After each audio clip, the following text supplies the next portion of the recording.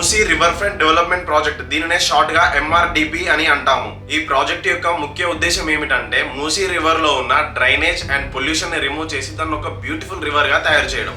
అలాగే మూసీ రివర్ యొక్క east corridor నుండి వెస్ట్ కారిడార్ వరకు కొన్ని కన్స్ట్రక్షన్స్ జరిపి దానిని లండన్ థేమ్స్ రివర్ లాగా డెవలప్ చేయాలి అని చెప్పి సీఎం రేవంత్ రెడ్డి గారు ప్రెస్ మీట్ లో చెప్పారు.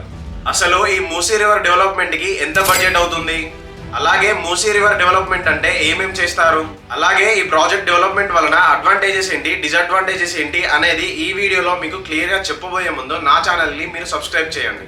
ఇక టాపిక్ లోకి వస్తే, ఈ ప్రాజెక్ట్ కి కాంగ్రెస్ గవర్నమెంట్ 50,000 కోట్ల అంచనా వేస్తే ఇది మెల్లిమెల్లిగా 1,500,000 కోట్లకి చేరుకున్నది. అంటే ఈ ప్రాజెక్ట్ యొక్క బడ్జెట్ 1,500,000 కోట్లు.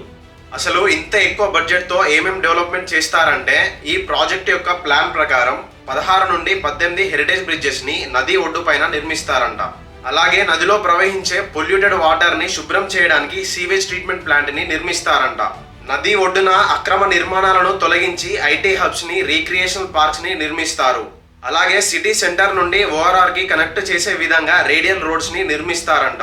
ఇంకా ఈ డెవలప్మెంట్ లో భాగంగా ఇల్లులను కూల్చివేసిన వారికి 16,000 2 BHK హోమ్స్ ని నిర్మిస్తారంట. అసలు ఈ ప్రాజెక్ట్ వలన అడ్వాంటేజెస్ ఏంటో క్లియర్ గా చెప్తాను, వినండి.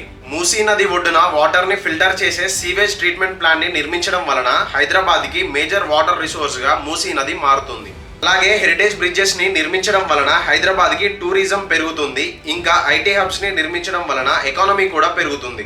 అలాగే నది ఒడ్డున అక్రమ ఇల్లులను తొలగించడం వలన రివర్ యొక్క కెపాసిటీ పెరుగుతుంది.